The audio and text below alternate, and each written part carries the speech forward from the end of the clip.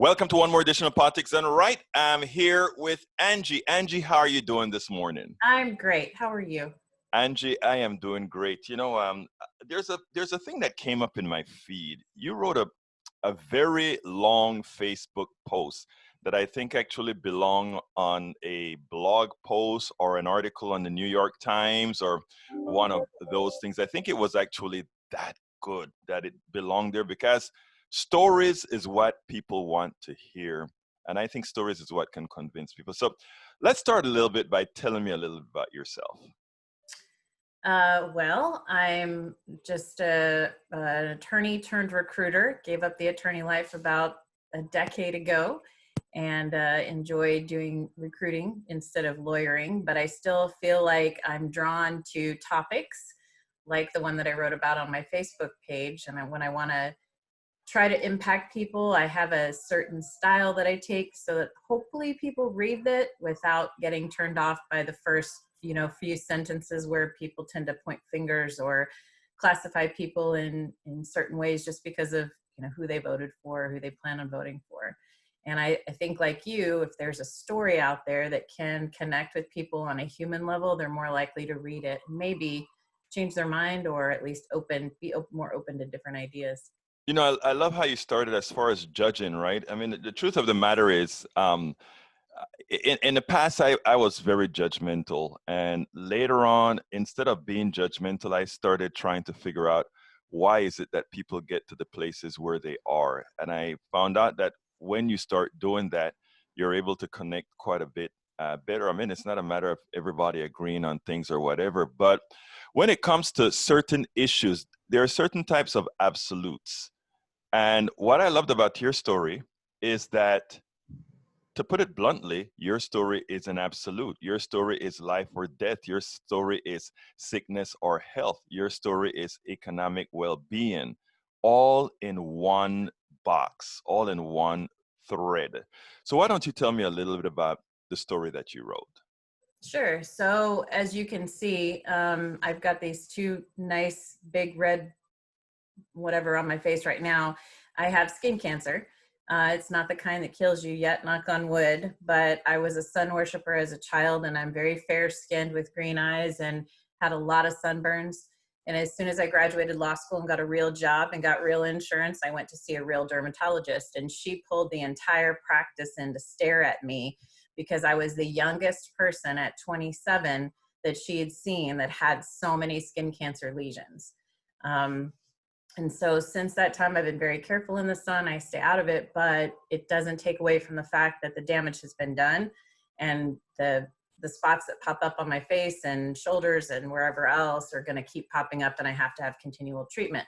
So I've had 3 surgeries, and the redness on my face right now is as a result of a medicine that I have to use topically. When I see a new spot and I apply it, it actually eats the cancer. And I look like a leper in the meantime. But when the last recession hit, I lost my job along with a lot of other people, and I lost my insurance. And let me stop for 1 second. When you say when the last recession hit, are you talking about the current corona virus? No, in 2008, when the financial meltdown crisis happened, okay, got it. And I lost my job. That was when I was still practicing law. Mm-hmm. And even then I couldn't afford to keep my insurance through COBRA because it was going to be like in excess of $1,200, which I don't know why COBRA even exists. But at that time I shopped around through a broker to try to find some insurance to cover me. Because of my skin cancer, I have to see a dermatologist twice a year. The cream that I put on my face that eats the cancer away so it doesn't turn into something horrible that I might not recover from costs $500 a month. And when I worked through a broker and he tried to find insurance to cover me, it was before the Affordable Care Act, there was no insurance company that would cover me. And the only thing he was able to find was a plan through a company that accepted from coverage any type of cancer, not just skin, but any type of cancer that you could come up with, that wouldn't cover me. So what was the point? I mean, I wasn't going to spend $800 or $900 a month on a plan that didn't even cover what I needed. So during that 18 months of being unemployed and uninsured, I went to my dermatologist, paid out of pocket for that.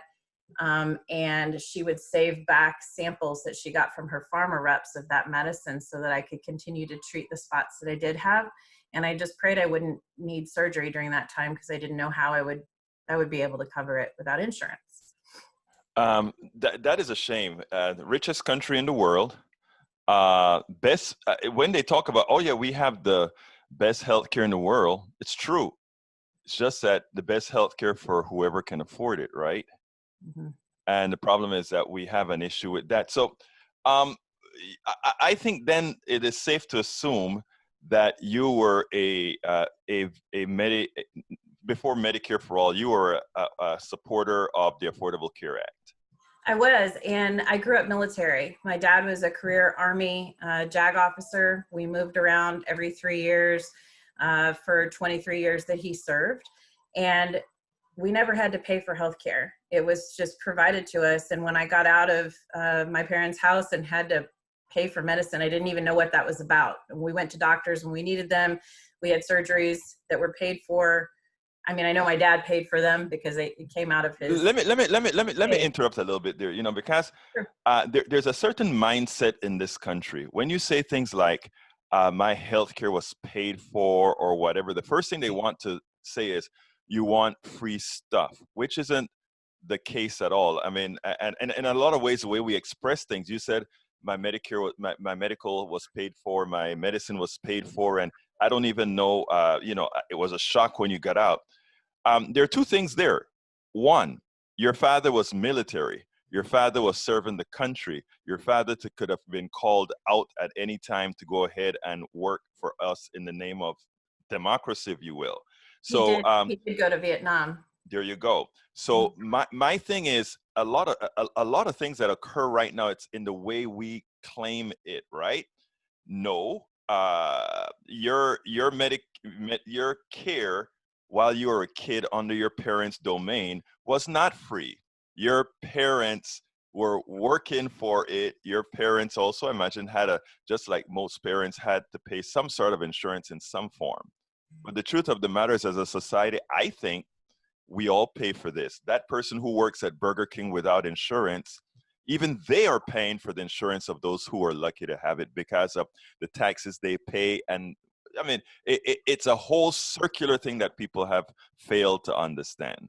So, I mean, but going back to I just had to put that in there, but going back to your story, as far as you're concerned, I think one of the things that really brought that touch on your ire is that now we don't have, the current administration has been trying to destroy the Affordable Care Act to make it illegal, not functional anymore. And at the same time, there's absolutely nothing for people who need it.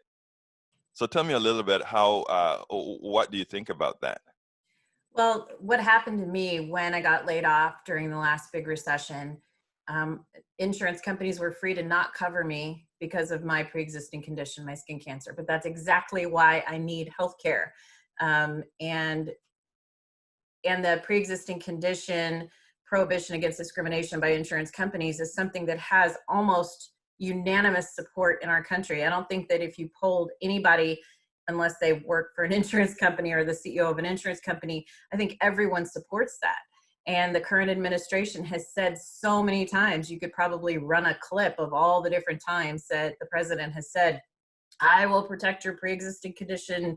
You know, nobody's going to have to worry about that. But they're asking for the whole thing to be wiped out, not just the pieces that they take issue with, but the entire thing to be invalidated.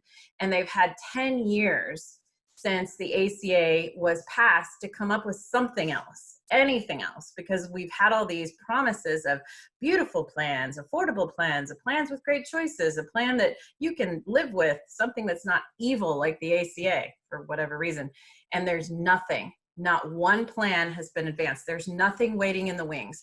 So if they succeed with their argument to the Supreme Court that the whole entire act is unconstitutional and we have nothing, then insurers can continue their previous practice of discriminating against people with pre-existing conditions, which is literally everybody who needs insurance, including children. and the people who need insurance the most. And there's nothing for the rest of us. There's 23 million people right now who utilize insurance through the ACA. My daughter's one of them. She has a medication that she has to take daily and will have to take for the rest of her life. It costs $1,500 for a 30-day supply. So how does she get that if there's no insurance? I don't have $1,500 to pay to Big Pharma for this particular pill that she needs to live her life. So I think it's reckless, and I think it shows just a complete disregard for human life in this country. And the only thing that seems to matter to people that are trying to strike this law down with nothing to take its place is the bottom line. You know, these CEOs still want to keep making their 10, 20, $30 million a year salaries, and they can afford the lobbyists that pay our politicians to do what they're doing right now, which is trying to invalidate this law. And Texas leads the way. I mean, Texas is the one that brought this case in the lower courts, that got it all the way up to the Supreme Court. And that's where you and I both live. So what has Texas offered us as an alternative? I haven't heard anything. Angie, one of the reasons I do this, one of the reasons I started doing this in the first place, I mean, completely, is because I think I think there is misinformation, not only from the politicians, but I think there is misinformation and disinformation by omission by our media. I don't think I mean, even the support that the most ardent supporters of the administration, I don't believe if they understood the consequences of what they're doing. And, you know, I am actually a Medicare for all person. But I mean, the ACA is at best a stopgap measure. But I don't think if they understood what they're doing to their own families, don't forget about yourself. What you're doing to those kids that are coming up right now, I don't think they understand that what they're doing is transferring everything that they own to these corporations. You mentioned Big Pharma earlier. $1,500. God forbid, for the medicine for your daughter per month. There's no way that medicine costs that, but we pass so many laws that allow medicines developed by us, the taxpayer, to then be transferred to these organizations who then charges us again at exorbitant fees. I mean, people just don't know that. And when you make your testimonies, and when you put your testimonies on Facebook, when you put your testimonies everywhere and it gets traction, that is why in the country right now, you're starting to see a lot of shift in the way people are thinking. It is slow, but we are up against quite a bit. And that's why I think your testimony and talking about this is so important, and being able to put a face to it.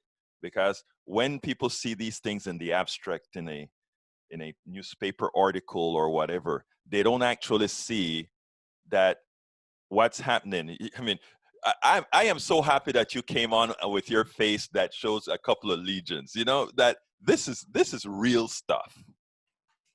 Well, it's interesting. This particular issue, I've gotten into discussion with people. My daughter used to play competitive volleyball, and people were from all walks of life and all sides of the aisle. And we got to talking about insurance and the insurance industry and the big pharmaceutical companies and their control over our politicians. And everyone agreed. We all didn't agree with everything politically, but everybody agreed that that needed to stop. And the only people that don't agree are the politicians whose pockets are lined with their campaign contributions. And I mean, honestly, I think the one thing that would solve this problem, and it's something I know our lawmakers will never do because it benefits them, is prohibit donations from groups like that, from anybody, you know, and go back to a system where we, the people, elect our politicians. Citizens United was one of the worst decisions I think that the Supreme Court has ever put down, and it allows corporations to have power. They already had a lot, and now they have unfettered power. And for you or I to have the same oomph with our opinions, it's just not even possible anymore, because all they care about, for the most part, is how am I going to keep this job for another 2 years or 4 years or 6 years? And they don't want to anger big pharma and big insurance because they're getting so many political donations from them. But the vast majority I mean, you could do the polling, you're a math guy, you could figure that out. But the vast majority of the people in this country want that done away with. We don't want to have a middleman managing our medical care. And we don't understand why insulin and remdesivir and the medicine that my daughter has to take, which was, developed with taxpayer funds and cost what, $10 to $50 to make, is they're charging $1,500 to $3,000 for. I mean, it's criminal in my mind. It is criminal. Actually, it is. Look, if people don't get these drugs, or people are unable to afford these drugs, they die. And therefore, if that is known, those effecting that type of policies must also be considered people inflicting voluntary manslaughter. I think one of the things that we don't do, right, is we don't put into context the evil within. I mean, when the governor of Texas decides that because of ideological reasons or political reasons, they won't allow masks, it's telling you, and we know that a lot more people are going to die because they're not wearing masks. How is that not involuntary manslaughter? But I want to go back to something that you said, because I think it is so important. You said that with your daughter's teammates, you were able to sit back and talk to people, and you know their ideologies, many were different than yours, whatever that is. And they still agreed with you with all these particular bullet points that you come out with. They agreed. I'll tell you a quick little story. I was sitting down in Starbucks, and there's this woman that came over, daughters of the revolution, white lady. She sits down next to me, and we're talking, and I kind of she figured, well, maybe if I'm there and he's talking to me, he must be one of them black Republicans. And I said to her, we started talking about healthcare, and I went enumerating almost word for word the tenets of Medicare for all. And this woman is saying, yes, that is what we need to do. And she's telling me and I started to feel guilty, because I wanted, in as much as we are agreeing completely on policies, I wanted her to know, hey, you're kind of talking to one of those folks I think you guys refer to as a pinko liberal or one of those things. So I went ahead and told her, that's who I am. And she got bright-eyed. She turned red, and she said, but you're so nice. And then I said, look, it's a fallacy what you're seeing on TV, that those guys have horns, or that, people on the left are so crazy. The truth of the matter is, other than certain kind of things that we don't really care about, everybody kind of wants the same thing, Mm-hmm. Everybody kind of wants the same. And I think anytime she sees me now, we have a conversation, and it's like, wow, Egg, how you doing, Egg? Better all that. But the thing I think that's really important is people are not talking. And it's not that they don't want to talk, is they're told not to talk. I am supposed to be feared. You are some kind of a crazy because you want certain things that are good for both yourself, your daughter, and damn well all Americans. But look, your story, I think, is going to, I'm going to, with your permission, I'm going to cut out pieces of it and paste it along with this note here. But what would you like, this is your platform, what would you like to close out with? Well, I think the thing that is probably going to bring about change is, like you said, more people having conversations with folks. The reason that we connected in that conversation with my daughter's volleyball team parents is everyone had an experience with an insurance company or the exorbitant cost of a drug that somebody in their family needed. They got a huge hospital bill, even though they had insurance, and double mortgages or additional mortgages taken out on their home just to pay their medical expenses. And I think that it's very real for everyone, except for maybe the very young and very healthy that think they're invincible. But the rest of us worry about this. I mean, this is a huge issue for me. And this is why, I definitely, that I obviously lean far to the left, but even without that, I grew up in a family where insurance and medical care was provided to us. We didn't have to think about it because of my dad's service to the country.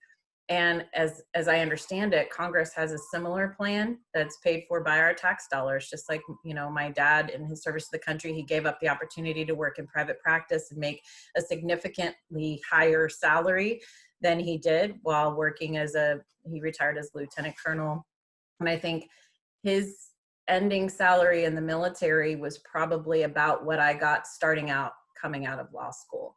So, you know, we did well, we did fine. We didn't have a lot of extra money, but we had what we needed, and we didn't have to worry about things like how much a hospitalization was going to cost. And is it going to break the bank? Am I going to end up in the poorhouse because I want to take care of my family medically? And I think that, you know, if Congress was put out with the same insurance options that we as private citizens have, I think things would change a lot faster. I think if they had to understand what it was like to shop premiums and figure out if you could really manage a $6,000 deductible on an HSA, or realize you can't go to the doctor you really want to go to because they're outside your plan and it's going to cost 5 times as much. I think if they were in our shoes, because they're supposed to be our voice in the government, and if they felt what we feel when we get that medical bill in the mail and go, gosh, how am I going to pay for that? I think there would actually be real change, and I don't think it's going to happen until they really understand what we feel. No, Angie, President, I think, however, to add on to that, I think we are going to have to do it ourselves in a manner of talking to those people we call on the other side, because they're all in the same boat with us, and together we can actually do that. And I mean, I may be a super optimist, but I think that I think we can actually do that, and not in the short, not in the far term, but in the near term. I think we can actually get this done. In fact, I think the coronavirus is going to be a catalyst for making a whole lot of changes if we grab the bull by the horns and run with it. Because like I said, most people have most things in common. I mean, when we're talking about abortion and going to church and school and all of that, we can fight about those things. When it comes to what we have to get done for the living, I think we have to be circumspect about it. And all of that. Angie, thank you so kindly for spending this time and for telling your story to our audience at Politics Done Right. I think you make a difference, and I think coming on and just laying it out there is a positive for society. And you're going to be part of making this change that we're talking about. Well, thanks for giving me a voice. I enjoyed it. Thank you. I'm Egberto Willies, host of Politics Done Right, an independent news program. I post several news videos of interest every day. I ask you so kindly to subscribe to my channel, and please leave me some comments. Thank you very much.